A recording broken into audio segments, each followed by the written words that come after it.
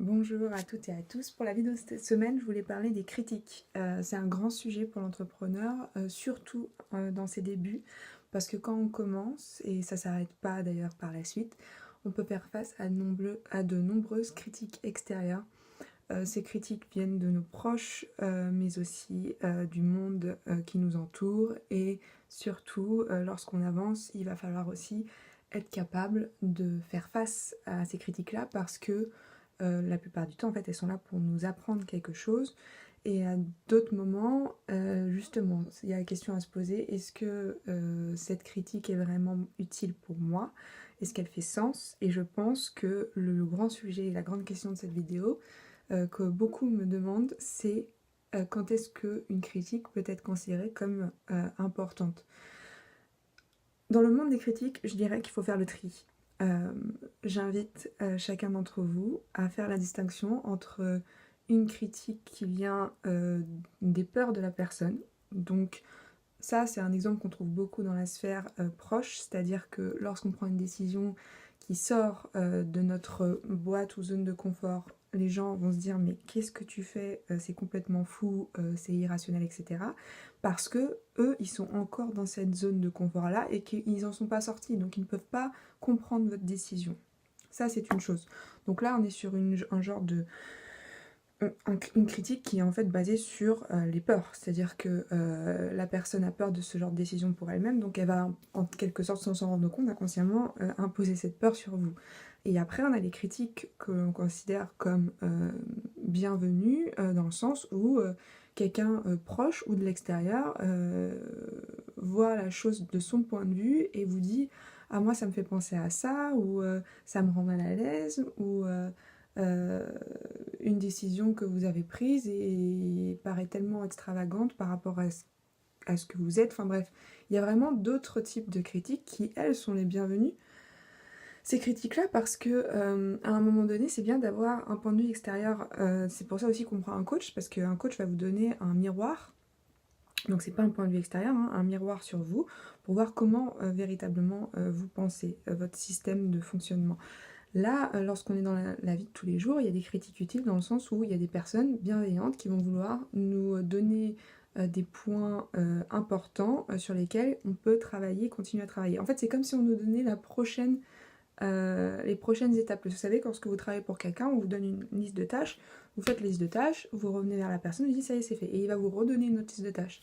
Quand on est entrepreneur, au final, notre liste de tâches, on la crée nous-mêmes, mais elle est adaptée par rapport au retour du monde extérieur, parce que ce sont ces critiques et ces retours-là qui nous permettent d'avancer, de progresser, d'évoluer. Et donc ces critiques-là, en soi, sont utiles. Donc vraiment, il faut savoir faire la distinction lorsque vous recevez une critique, qu'elle soit bonne ou mauvaise, parce que n'oublions pas aussi qu'il y a des bonnes critiques, et surtout, tout est dans la source de la critique. Est-ce que cette personne, elle parle pour elle, de ses peurs, ou est-ce qu'elle vient euh, dans la bienveillance de vouloir nous faire progresser? Et dans les deux cas, c'est complètement différent. Et donc dans ce cas-là, je prends la critique qui va me servir, et celle qui ne me sert pas, et qui en fait est juste liée à ses peurs, je la mets de côté, tout simplement. Enfin, je dis tout simplement, même si au fond, c'est pas évident au moment où vous où vous faites face à la personne. Et une dernière chose que j'aime beaucoup me dire, et ça je pense que c'est quelque chose que que j'ai découvert il y a seulement 2 ans, parce que ça fait 6 ans que je suis entrepreneur, et donc en 6 ans c'est vrai qu'on a l'avantage de voir les choses complètement différemment.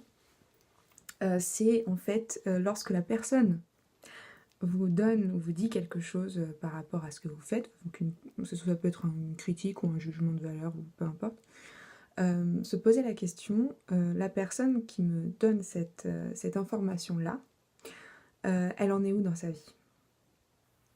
Et par rapport à ça, je me dis, est-ce que ça fait sens pour moi ou pas? C'est-à-dire, lorsque je parle de ça, ça va être beaucoup au début, il y a beaucoup de personnes qui vont se permettre de vous dire ce que vous devriez faire. Et lorsqu'on se lance, il y a plein de choses qu'on peut faire et qu'on devrait faire. Enfin, concrètement, entre les cartes de visite, créer le site internet, faire tel événement, enfin bref. Et en fait, alors qu'à la base, justement, dès ce qu'il faudrait faire dès le départ, c'est se focus. et ne pas s'éparpiller partout. Parce que si vous prenez tout ce qu'on vous dit sans mettre un filtre, vous allez vous éparpiller à fond en fait. Donc vous allez vous perdre.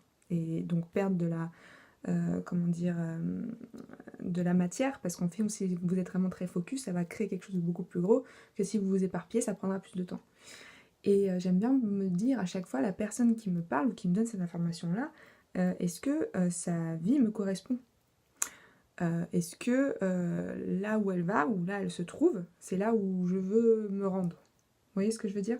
Chacun d'entre nous, on fait partie, on est sur un chemin qui nous est propre, qui nous appartient, mais on va aussi vers une destination qui, pour certaines personnes, fait sens, pour d'autres, pas vraiment. Et c'est pour ça qu'il y a toujours des personnes qui vont inspirantes, qui vont vous pousser vers le haut, parce que ces personnes-là, vous vous dites, elles sont passées par là. Donc ce qu'elles me diront vont faire sens pour moi, parce que je m'y retrouve. La plupart du temps aussi, on crée des opportunités d'apprendre dans des choses qui nous déplaisent. Parfois, il y a des critiques qui nous dérangent. Il y a ces critiques qui nous dérangent parce qu'elles nous font mal, et donc dans ce cas-là, à part nous faire mal, bon, autant les mettre de côté. Mais il y en a d'autres où elles nous dérangent, et justement, si elles nous dérangent, parfois c'est bon signe. C'est-à-dire, c'est quelque chose qu'on n'a pas encore creusé, et qu'on a peut-être intérêt à creuser. Donc voilà, j'espère que cette vidéo a éclairci sur le sujet des critiques, et je vous retrouve la semaine prochaine pour une nouvelle question. Ciao ciao!